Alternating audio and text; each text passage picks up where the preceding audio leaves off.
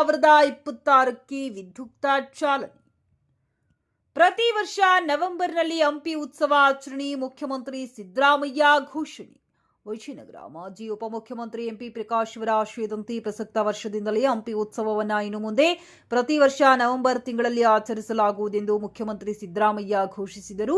ಹಂಪಿಯ ಶ್ರೀ ಎಂಪಿ ಪ್ರಕಾಶ್ ವೇದಿಕೆಯಲ್ಲಿ ಶುಕ್ರವಾರ 3 ದಿನಗಳ ಹಂಪಿ ಉತ್ಸವ 2026 ಕಾರ್ಯಕ್ರಮಕ್ಕೆ ನಗಾರಿ ಹಾಗೂ ಡೊಳ್ಳು ಬಾರಿಸುವ ಮೂಲಕ ವಿಧ್ಯುಕ್ತ ಚಾಲನೆ ನೀಡಿ ಮುಖ್ಯಮಂತ್ರಿ ಸಿದ್ದರಾಮಯ್ಯ ಮಾತನಾಡಿದರು. ಎಂಪಿ ಪ್ರಕಾಶ್ ಅವರು ಮೈಸೂರು ದಸರಾ ಉತ್ಸವವನ್ನ ನೋಡಿ ಅದೇ ಮಾದರಿಯಲ್ಲಿ ಹಂಪಿಯಲ್ಲಿಯೂ ಉತ್ಸವ ಆಚರಿಸುವ ಕುರಿತು ಇಂಗಿತ ವ್ಯಕ್ತಪಡಿಸಿದರು. ಫೆಬ್ರವರಿ ತಿಂಗಳಿನಲ್ಲಿ ಬಹುತೇಕ ಪರೀಕ್ಷೆ ನಡೆಯುವುದರಿಂದ ಈ ಸಂದರ್ಭದಲ್ಲಿ ಹಂಪಿ ಉತ್ಸವ ಆಚರಿಸುವುದು ಸೂಕ್ತವಲ್ಲ ಎನಿಸುತ್ತದೆ. ಈ ಮೊದಲು ಎಂಪಿ ಪ್ರಕಾಶ್ ಸಹ ಕನ್ನಡ ರಾಜ್ಯೋತ್ಸವದ ನಂತರ ನವೆಂಬರ್ 2ರಿಂದ 4ನೇ ತಾರೀಕಿನಂದೇ ಆಚರಿಸುತ್ತಿದ್ದರು. ಅವರ ಆಶಯದಂತೆ ಪ್ರಸಕ್ತ ವರ್ಷದ ನವೆಂಬರ್ನಲ್ಲಿ 3 ದಿನಗಳ ಕಾಲ ಉತ್ಸವ ಅಧಿಕೃತವಾಗಿ ಘೋಷಿಸಿದರು.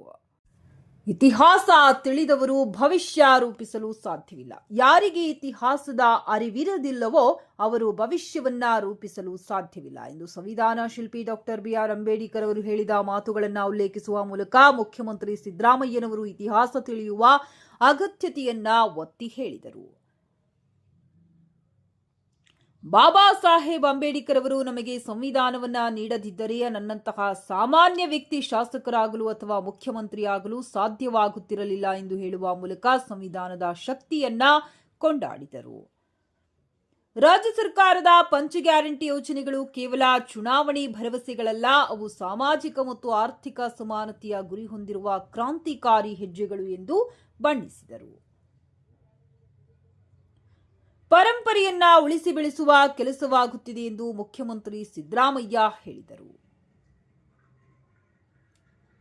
ಕಾನೂನು ಮತ್ತು ಸಂಸದೀಯ ವ್ಯವಹಾರಗಳ ಸಚಿವ HK ಪಾಟೀಲ್ ಮಾತನಾಡಿ, ಹಂಪಿ ಎನ್ನುವುದು ಕೇವಲ ಕಲ್ಲಿನ ಸಂಕೀರ್ಣವಲ್ಲ, ಅದು ಕಲ್ಲಿನಲ್ಲಿ ಅರಳಿದ ಕಲೆ ಮತ್ತು ನಮ್ಮ ಶ್ರೇಷ್ಠ ಸಂಸ್ಕೃತಿಯ ಪ್ರತೀಕ. ಇತಿಹಾಸ ತಿಳಿದವನು ಇತಿಹಾಸ ಸೃಷ್ಟಿಸಲಾರ ಎಂಬ ಮಾತಿನಂತೆ ಪ್ರತಿಯೊಬ್ಬ ಕನ್ನಡಿಗನು ವಿಜಯನಗರ ಸಾಮ್ರಾಜ್ಯದ ವೈಭವಪೂರ್ಣ ಇತಿಹಾಸವನ್ನ ಹರಿಯಬೇಕು ಎಂದು ಹೇಳಿದರು. ವಿಜಯನಗರದ ಆರ್ಥಿಕ ಸಮೃದ್ಧಿಯನ್ನ ನೆನಪಿಸಿದ ಸಚಿವರು, ಅಂದು ಹಂಪಿಯ ಮಾರುಕಟ್ಟೆಗಳಲ್ಲಿ ಮುತ್ತು ರತ್ನ ಮತ್ತು ವಜ್ರಗಳನ್ನು ಸೇರುಗಳಲ್ಲಿ ಅಳೆದು ಮಾರಲಾಗುತ್ತಿತ್ತು ಎಂಬುದು ಐತಿಹಾಸಿಕ ಸತ್ಯ. ಹಿಂದುಳಿದ ವರ್ಗಗಳು ಹಾಗೂ ಕನ್ನಡ ಮತ್ತು ಸಂಸ್ಕೃತಿ ಸಚಿವ ಶಿವರಾಜ್ ತಂಗಡಗಿ ಮಾತನಾಡಿ, ರಾಜ್ಯದ ಎಲ್ಲಾ ಉತ್ಸವಗಳಿಗೆ ಹಂಪಿ ಉತ್ಸವ ಮಾದರಿಯಾಗಿದೆ. ಅಂತಾರಾಷ್ಟ್ರೀಯ ಮಟ್ಟದಲ್ಲಿ ಹಂಪಿ ಹೆಸರಾಗಿದೆ. ಸಂಸದ ತುಕಾರಾಂ ಮಾತನಾಡಿ, ಹಂಪಿಯ ಇತಿಹಾಸ ಮುಂದಿನ ಪೀಳಿಗೆಗೆ ಮಾದರಿಯಾಗಬೇಕು, ಇತಿಹಾಸ ಪರಂಪರೆ ಮುಂದುವರಿಯಬೇಕೆಂದು 1986ರಲ್ಲಿ ಮಾಜಿ ಮುಖ್ಯಮಂತ್ರಿ ಎಂಪಿ ಪ್ರಕಾಶ್ ಹಂಪಿ ಉತ್ಸವ ಆರಂಭಿಸಿದರು. ಪ್ರತಿಯೊಬ್ಬರೂ ವಿಜಯನಗರದ ಇತಿಹಾಸ ತಿಳಿದುಕೊಳ್ಳಬೇಕು. ಶಾಸಕ HR ಗವಿಯಪ್ಪ ಪ್ರಾಸ್ತಾವಿಕವಾಗಿ ಮಾತನಾಡಿ, ಮಾಜಿ ಉಪಮುಖ್ಯಮಂತ್ರಿಗಳಾದ ಎಂಪಿ ಪ್ರಕಾಶ್ ಅವರ ಆಶಯದಂತೆ ಪ್ರತಿ ವರ್ಷವೂ ಹಂಪಿ ಉತ್ಸವವನ್ನು ಆಚರಿಸಿಕೊಂಡು ಬರಲಾಗುತ್ತಿದೆ. BZ ಜಮೀರ್ ಅಹಮದ್ ಖಾನ್ ಅವರು ಜಿಲ್ಲಾ ಉಸ್ತುವಾರಿ ಸಚಿವರಾದ ಮೇಲೆ ಹಂಪಿ ಉತ್ಸವಕ್ಕೆ ಅದ್ಧೂರಿ ಕಳೆ ತಂದಿದ್ದಾರೆ. ಮುಖ್ಯಮಂತ್ರಿಗಳಾದ ಸಿದ್ದರಾಮಯ್ಯನವರು ಸಹ ಹಂಪಿ ಉತ್ಸವಕ್ಕೆ ಅಗತ್ಯವಾದ ಅನುದಾನ ನೀಡುತ್ತಾ ಬಂದಿದ್ದಾರೆ. ಹಂಪಿ ಉತ್ಸವ ಮುಂದೆಯೂ ನಿರಂತರವಾಗಿ ನಡೆಯಲಿದೆ ಎಂದರು. ನಟ ಶಿವರಾಜ್ ಕುಮಾರ್ ಮಾತನಾಡಿ, ಹಂಪಿಯೊಂದಿಗೆ ಅವಿನಾಭಾವ ಸಂಬಂಧವಿದೆ. ಮುಖ್ಯಮಂತ್ರಿಗಳು ಹಾಗೂ ಸಚಿವರ ಕರೆಯ ಮೇರೆಗೆ ಉತ್ಸವಕ್ಕೆ ಆಗಮಿಸಿದ್ದೇನೆ. ಸಾಂಸ್ಕೃತಿಕ ಕಾರ್ಯಕ್ರಮದ ಮೂಲಕ ಸಾರ್ವಜನಿಕರನ್ನ ರಂಜಿಸುವುದಾಗಿ ಹೇಳಿದರು. ನಿರ್ಮಾಪಕಿ ಅಶ್ವಿನಿ ಪುನೀತ್ ರಾಜ್ಕುಮಾರ್ ಮಾತನಾಡಿ, ಐತಿಹಾಸಿಕ ಹಂಪಿ ಉತ್ಸವ ನಮ್ಮೆಲ್ಲರ ಹೆಮ್ಮೆ. ದೇಶದ ಕಲೆ, ಸಂಗೀತ, ಸಾಂಸ್ಕೃತಿಕ ಕಾರ್ಯಕ್ರಮಗಳಿಗೆ ಹಂಪಿ ಉತ್ಸವ ವೇದಿಕೆಯಾಗಿದೆ. ನಾಡಿನ ಗತವೈಭವಕ್ಕೆ ಸಾಕ್ಷಿಯಾಗಿದೆ ಎಂದು ಹೇಳಿದರು.